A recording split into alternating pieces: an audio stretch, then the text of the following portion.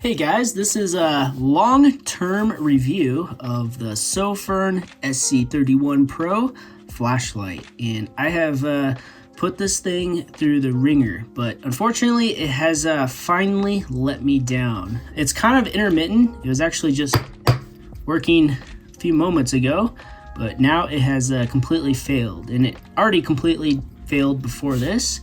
However, it has lasted almost 2 years, not quite, but pretty close, more like 1 year and 11 months. And I did a full unboxing and test of this light, and I go through all the functions and features of it in another video, and you can check that out right here if you want to. But you see a lot of those videos where people test out flashlights, but you don't see a lot of long-term hard use reviews. And for the last about 2 years, I have been carrying this thing almost pretty much daily.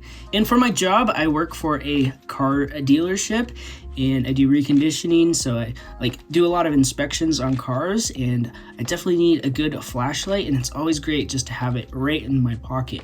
And I would use this thing quite a lot on the daily. And not only that, but I would also have it in my pocket, outside of work as well, and I'd use it for hiking and just working on stuff at home, and whenever I need it light, and I used it a lot. And I have dropped this thing many times. I even got really angry one time and just slammed it on the ground, and it still worked fine after that. And besides just all of the cosmetic wear and tear, the first thing that started to go, on pretty much any flashlight, was the button. As you can see, it's starting to rip, so it's no longer going to be waterproof. And it kind of eventually got hard to actually push the button. And then the second thing that happened to it was it lost the low range. I can't really show you. Let's see if I can make it work again.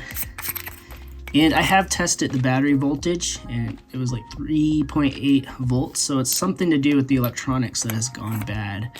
And interestingly enough, this little cover actually lasted. The little tab came off of it, but the cover itself has been pretty good, and you can still get it on and off. But if you plug it in, it actually works, which is kind of interesting. But oh, there it goes.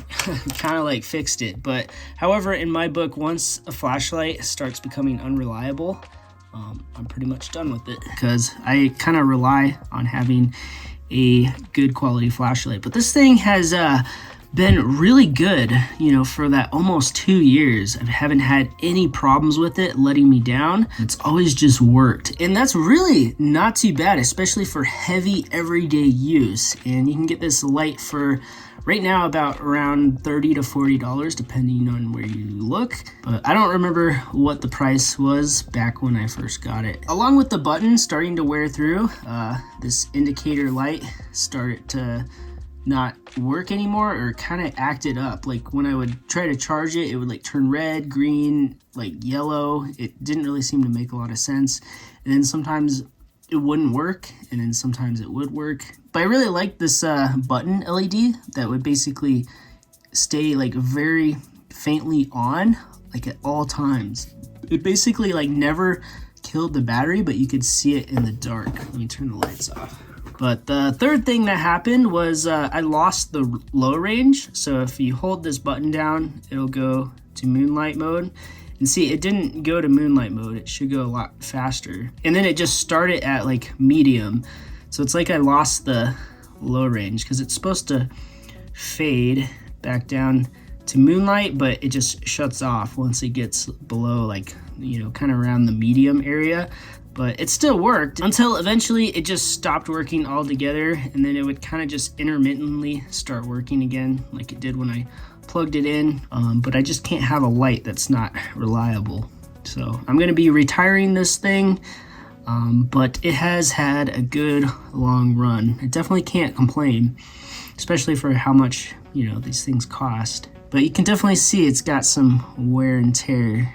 So if you've seen the review or test video on this thing, you'll see that it has so many functions, and honestly, I pretty much didn't really use any of those. However, I did like the fading feature a whole lot, because you could just get it at the brightness you wanted.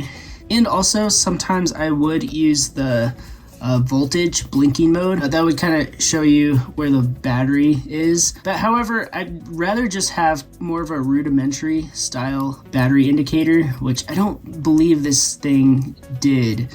It would basically just stay green all the time. I don't think it would turn red. I could be wrong when the battery started to die, but I'd rather just have like an indicator LED that tells you kind of like around where the battery is. That's good enough for me, but it's not a big deal because, you know, it's still pretty easy to use unless you got it into a weird setting that you didn't want and you didn't know how to get it out. Pretty much you could use this thing like as simply or as complicated as you really want it to. So the only things I didn't like about this flashlight, besides it finally failing, is one, it didn't come with a magnetic cap. I had to buy this extra.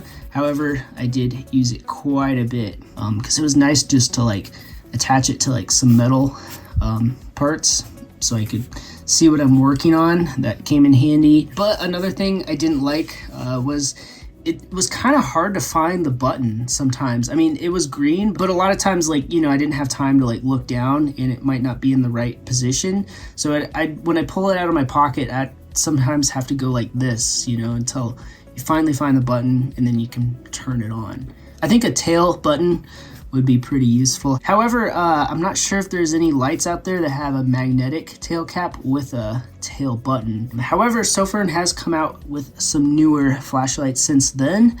I think they have an SC32, which looks interesting. And they have like a tail cap version of this as well. I don't know if it's still the pro version or what. I'd have to look into it. But anyways, I think this was a pretty good light.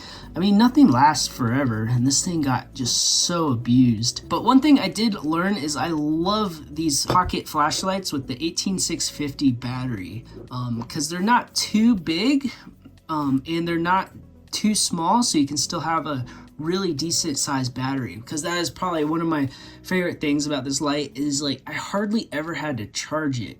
A lot of times I was just getting it out, using it for like maybe 30 seconds to a minute, and I usually wouldn't have it on turbo. However, you know, I did use turbo under certain circumstances. This battery in this thing would last like a week or two of using it every day before I had to recharge it. Because I've used, you know, smaller lights like this one, and the batteries just like die so quickly. I have to like charge it like every night or every other night. But the 18650 battery, it just goes on, you know, for quite a while, and you don't have to worry about charging it. I guess it just depends on like what you need out of a flashlight. For me, using it, you know, like I do every day at my job, I just want it to last a lot longer. However, if you don't use a light all the time, you know, something like a keychain light would be great, or this smaller Sofirn light. But anyways, guys, I just thought it would be super cool to make a long-term review on, you know, a cheaper Sofirn flashlight like this, just so people know what kind of life they can get out of it. And also, I think it would be super cool to just try different brands of flashlights, since I pretty much put it through like the same use like every day, and we can see exactly like which one will last the longest. And my next one I've already started using. I'm going with a Wubin C3. This is another 1860 flashlight. This one is much simpler. It has a tail cap. It's got a little battery level indicator, and it is much more simple. However, it doesn't have the fade mode, which I do like the fade mode, but I don't think it's 100% necessary.